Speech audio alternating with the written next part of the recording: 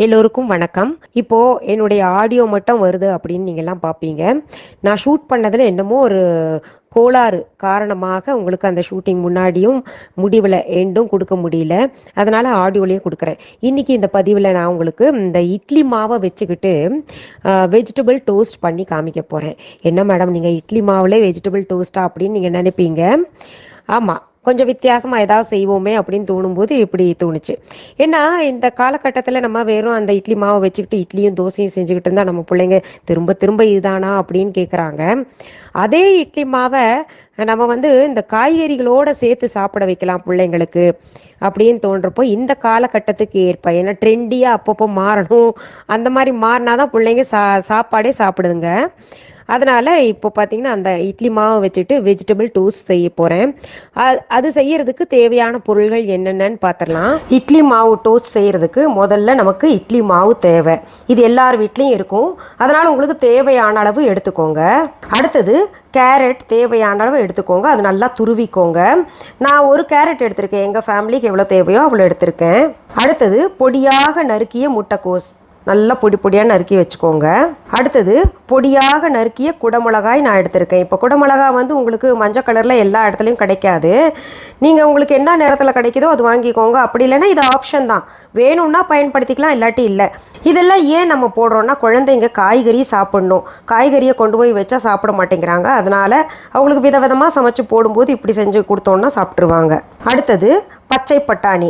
இந்த பட்டாணி கூட உங்களுக்கு காஞ்சது இருந்துச்சுன்னா இரவு முழுக்க ஊற போட்டு, ஒரு பிடி அளவு ஊற போட்டு காலையில் இப்படி பயன்படுத்திக்கோங்க. இல்லை நீங்கள் எந்த நேரத்தில் செய்கிறீங்களோ, இப்போ மாலையில் செய்கிறதா இருந்தால் காலையில் ஊற வச்சு இந்த மாதிரி வேக வச்சுக்கோங்க.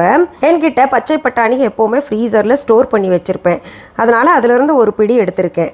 அடுத்தது நெய் தேவையான அளவு எடுத்திருக்கேன். உங்களுக்கு நெய் வேணால் பயன்படுத்திக்கோங்க, இல்லைன்னா ஆப்ஷனாக எண்ணெய் கூட பயன்படுத்திக்கலாம். அடுத்தது சிகப்பு மிளகாய் தூள் உங்களுக்கு தேவையான அளவு எடுத்துக்கோங்க. நான் 1.5 டீஸ்பூன் எடுத்திருக்கேன். அடுத்தது மணத்துக்காக கொஞ்சம் கரம் மசாலா தூள் எடுத்திருக்கேன். ஒரு 3/4 டீஸ்பூன் அளவு எடுத்திருக்கேன். அடுத்தது மஞ்சள் தூள் 1/4 டீஸ்பூன். அடுத்தது அடுப்பு பற்ற வச்சு நான் ஒரு வாணலி வச்சுருக்கேன், கடாய் வச்சுருக்கேன். அதில் தேவையான அளவு நெய் சேர்த்துக்கலாம். நெய் அல்லது எண்ணெய் சேர்த்துக்கோங்க. இந்த காயெல்லாம் நம்ம இப்போ வதக்கணும். அதுக்காக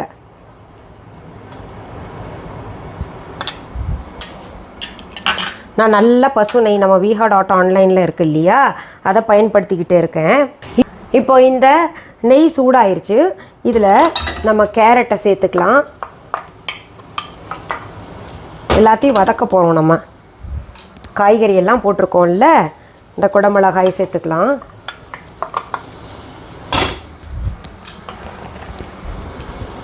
அடுத்தது பட்டாணி சேர்த்துக்கலாம். அடுத்தது முட்டைக்கோஸ் சேர்த்துக்கலாம். அடுத்தது உப்பு நான் உங்களுக்கு சொல்ல மறந்துட்டேன். உப்பு சொல்லலையே அப்படிம்பீங்க. அப்புறம் உப்பு தேவையான அளவு சேர்த்துக்கோங்க. உப்பு கலராக இருக்கே என்ன அப்படின்னு புதுசாக பார்க்குறவங்க கேட்பீங்க. இந்து உப்பு, ஹிமாலயன் ராக் சால்ட் நான் பயன்படுத்துகிறேன். நீங்கள் நார்மல் உப்பு கூட பயன்படுத்திக்கலாம். இதெல்லாம் நல்லா பிரட்டிடலாம். நம்ம நேரடியாக காயை சாப்பிடுன்னு சொன்னால் நம்ம பிள்ளைங்க கேட்குறதில்ல. இந்த காலத்துக்கு ஏற்ற மாதிரி விதவிதமாக கொடுத்து அவங்களுக்கு சாப்பிட வைக்க வேண்டியதாக இருக்குது. இப்போ பாருங்கள், காய் நம்ம போட்டோடனே நிறம் மாறி இருக்கு இல்லையா, அதில் நம்ம மஞ்சத்தூள் சேர்த்துக்கலாம். அடுத்தது காரத்துக்கு மிளகாய் பொடி தான் நான் சேர்க்குறேன். கரம் மசாலாலேயும் காரம் இருக்கும். இன்னொன்று அது போட்டால் சுவை கூடுதலாக இருக்கும். கரம் மசாலா இப்போவே நம்ம போட வேண்டாம். ஒரு சில கரம் மசாலா என்னென்னா கசந்துரும் முன்னாடியே போட்டால், அதனால் நம்ம பிறகு போட்டுக்கலாம். இது கொஞ்சம் வேகணும். லேசாக தண்ணி தெளித்து விட்டுறலாம். இப்போது இதில் ஏதாவது காய்கறி இல்லைன்னா இது செய்ய முடியாமல் போயிருமே அப்படின்ற வருத்தம் கொள்ள வேண்டாம். ஏன்னா நமக்கு என்ன காய்கறி இருக்கோ அதை சேர்த்துக்கலாம். எது இல்லைன்னா கூட உருளைக்கிழங்கு கட்டாயம் எல்லார் வீட்லேயும் இருக்கும். உருளைக்கிழங்கு பட்டாணி போடலாம், கேரட் போடலாம், அது கூட முட்டைக்கோஸ் போடலாம். இப்போ இதை மூடி போட்டு 2 நிமிஷம் நான் மூடி வச்சிடுறேன். இப்போது நம்ம திறந்து பார்க்கலாம். ஆல்மோஸ்ட் தண்ணியெல்லாம் சுண்டி இருக்கு பாருங்கள். நீங்கள் நடுவில் ஒரு தடவை திறந்து பார்த்துக்கோங்க. ஏன்னா அடி பிடிச்சிடக்கூடாது, அதோடைய தன்மையே மாறிடும், சுவை. இப்போது இந்த காய்கறி எல்லாம் சுலபமாக வேகக்கூடியது, அதனால் வெந்திருக்கும். நீங்கள் வேணால் வாயிலையும் போட்டு பார்த்துக்கோங்க. இப்போ நான் கரம் மசாலா சேர்த்துருக்கேன். இதையும் நான் நல்லா கலந்து விட்டுக்கிறேன். இது கொஞ்சம் காரசாரமாக இருக்குது நான் இப்போ செஞ்சது அளவு. உங்களுக்கு இப்போ காரம் சாப்பிடாது பிள்ளைங்கள்லாம் அப்படின்னு நினச்சிங்கன்னா கொஞ்சம் காரத்தை நீங்கள் குறைச்சிக்கோங்க. ஸ்பைஸியாக இருக்கும். ஏன்னா இப்போ வீட்டில் உட்காந்துருக்குறாங்க எல்லாம் கேட்பாங்க ஏதாவது வித்தியாசமாக செஞ்சு கொடுங்க அப்படின்னு. அதுக்காக தான் இந்த மாதிரி வித்தியாசமாக செய்து காமிக்கிறேன் உங்களுக்கு. இப்போ நல்லா மணம் வருது கரம் மசாலாவும் போட்டது. இப்போது அடுப்பை அணைச்சி நான் இறக்கிடுறேன். அதில் உப்பெல்லாம் சரியாக இருக்கான்னு செக் பண்ணிக்கோங்க.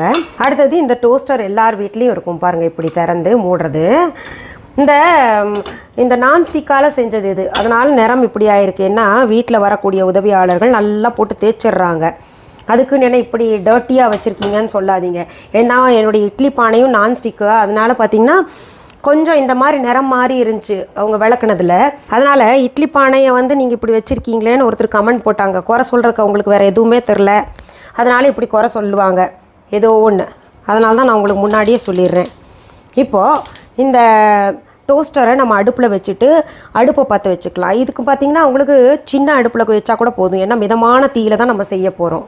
இப்போது இந்த டோஸ்டரில் நான் நெய் பூசிக்கிறேன். இப்போது இந்த மாதிரி ப்ரஷ் இல்லைன்னா அதுக்காக வருத்தப்படாதீங்க.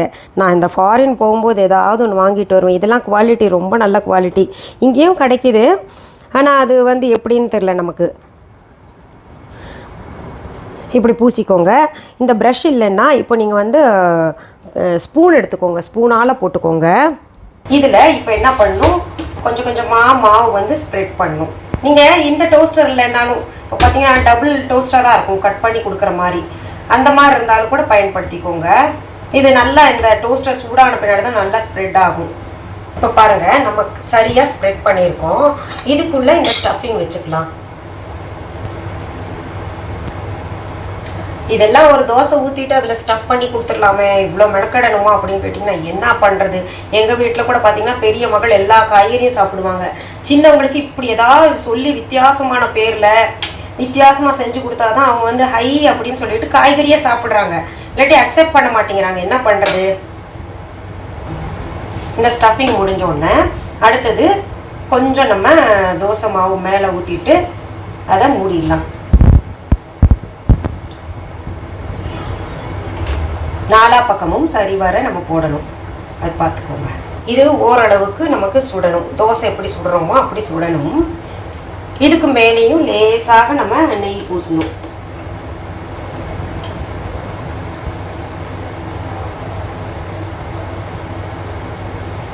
இது ஓவர் ஃப்ளோ ஆகாமல் பார்த்துக்கணும். இப்போ பாருங்கள், நான் இந்த டோஸ்டரின் மேல் பக்கம் இருக்கு இல்லையா, அதை மூட போகிறேன்.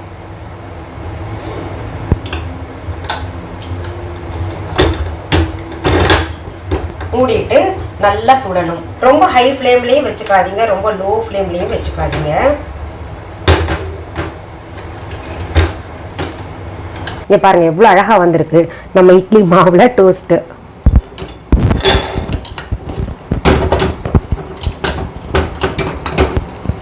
இங்கே பாருங்கள் மறுபக்கமும் இப்படி இருக்குது.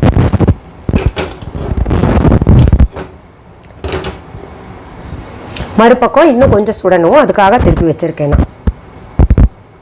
இங்கே பாருங்கள், இப்போ ரெண்டு பக்கமுமே சரியாக சுட்டுருச்சு, நான் எடுத்துடுறேன். இப்போது அடுத்த டோஸ்ட்டுக்கு மாவு ஊற்றுறேன் பாருங்கள். இப்போ இது சூடாயிடுச்சு, அதனால் கொஞ்சம் ரொம்ப சூடாகும், அதனால் கொஞ்சம் சிம் பண்ணி வச்சுக்கோங்க.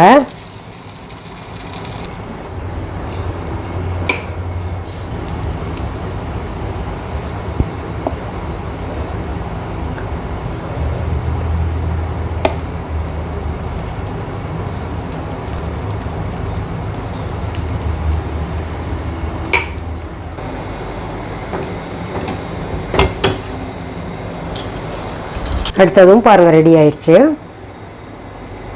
அடுத்தது இருக்கிற மாவுலெல்லாம் நான் ஊற்றிடுறேன். இங்கே பாருங்கள் எவ்வளோ பிரமாதமாக நம்ம இட்லி மாவில் வெஜிடபிள்ஸ் எல்லாம் வச்சுட்டு டோஸ்ட் பண்ணியிருக்கோம். இது வந்து நம்ம சாதாரணமாக தோசையிலேயே ஸ்டஃப் பண்ணி கொடுக்கலாம். நம்ம பிள்ளைங்க ஏற்றுக்காதே, தினமும் தோசை கொடுக்குறியா அப்படிம்பாங்க. இது டோஸ்ட்டுன்னு சொல்லி கொடுத்து பாருங்க, ஆஹா அதே நான் கொடுத்துருப்போம் தோசையில் வச்சு, ஆனால் அது நல்லா இல்லைம்பாங்க. இப்படி டோஸ்ட்டாக கொடுக்கும்போது ரொம்ப பிரமாதமாக இருக்குன்றாங்க. என்ன ஒன்றே ஒன்று, அதோடைய ஷேப் தான் மாறி இருக்கு. இது செய்து கடைசியில் சாப்பிட்டு காமிக்கிற மாதிரி வீடியோ ஷூட் எல்லாம் பண்ணேன். அது சில டெக்னிக்கல் ப்ராப்ளம்னால அது சரியாக வரல. அதனால் உங்களுக்கு நான் சாப்பிட்டு காமிக்க முடியல. இது நீங்கள் செய்து பார்த்துட்டு கமெண்ட்ஸில் எனக்கு கமெண்ட் பண்ணுங்கள். குறிப்பாக குழந்தைங்க கமெண்ட்ஸ் பண்ணுங்கள் எனக்கு எப்படி இருந்ததுன்னு. மீண்டும் சந்திப்போம். நன்றி, வணக்கம். அன்பான வாடிக்கையாளர்களே, உங்கள் விஹா ஸ்டோரில் பூஜை பொருட்கள், சிலைகள், ராசிக்கற்கள், வாஸ்து பொருட்கள், விதைகள், பாரம்பரிய அரிசி வகைகள், சிறுதானியங்கள், ஆர்கானிக் பொருட்கள், மூலிகை எண்ணெய், மளிகை பொருட்கள், மரச்செக்கு எண்ணெய், மரப்பொருட்கள், வெள்ளி ஆபரணங்கள், கிஃப்ட் ஆர்டிகல்ஸ், காட்டன் மற்றும் பட்டு புடவைகள், காட்டன் சுடிதார்கள், பட்டு பாவாடை, குழந்தைகளுக்கான விளையாட்டு பொருட்கள், ஹை குவாலிட்டி இமிடேஷன் நகைகள், வீட்டு உபயோக பொருட்கள், ஜூட் பேக்ஸ், ஹேண்ட்மேட் சோப்ஸ், அழகு சாதன பொருட்கள், சிறுதானிய பிஸ்கெட்டுகள், ஹோம் அப்ளையன்சஸ், இன்னும் பற்பல பொருட்கள் விற்பனைக்குள்ளது. விஹா ப்ராடக்ட்களை நீங்கள் வாங்க விரும்பினால் அது எங்களுடைய viha.online வெப்சைட் மற்றும் சென்னை ராஜா அண்ணாமலைபுரத்தில் உள்ள எங்கள் விஹா ஸ்டோரில் மட்டுமே கிடைக்கும் என்பதை தெரிவித்துக் கொள்கிறோம். வேறு எந்த ஆன்லைன் வெப்சைட்களிலும் விஹா ப்ராடக்ட்கள் விற்பனைக்கு கிடையாது என்பதை நீங்கள் கவனத்தில் கொள்ள வேண்டும். எங்கள் விஹா ஸ்டோரின் விலாசத்தை கண்டறிய கூகுள் மேப்ஸில் விஹா ஸ்டோர் என்று டைப் செய்தால் வழியை கண்டறியலாம். www.viha.online வெப்சைட்டிலும் விஹா ஸ்டோரின் அட்ரஸ் உள்ளது.